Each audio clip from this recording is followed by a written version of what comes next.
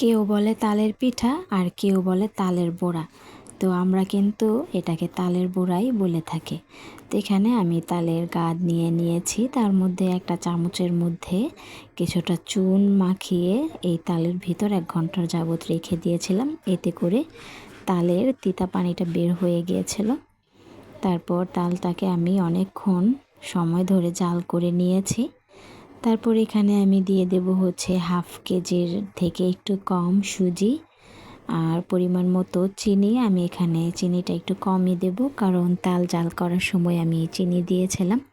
তারপর একটু baking powder বা সোডা দিলেও হবে, স্বাদ মতো লবণ দিয়ে আমি মাখিয়ে নেব। যেহেতু আমার ব্যাটারটা একটু পাতলা হয়ে গিয়েছিল, এই জন্য আমি এখানে 1 থেকে 1.5 কাপ আটা দিয়ে দিয়েছি। তারপর আধা ঘন্টার জন্য রেস্টে দিয়েছিলাম, এতে চিনিগুলা গলে মিশে গেছে।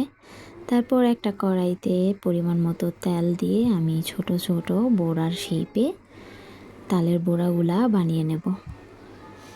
তা আমি প্রথমে অনেকগুলা দিয়েছি, তারপর একটা একটা করে আবার ওই পিঠ উল্টে দেব যাতে করে পুরোপুরি ভাজা হয়।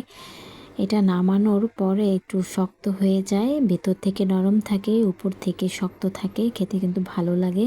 আর একদমই তিতা ভাব থাকে নাই, মানে ছিলই না তিতা, এত ভালো লেগেছিল।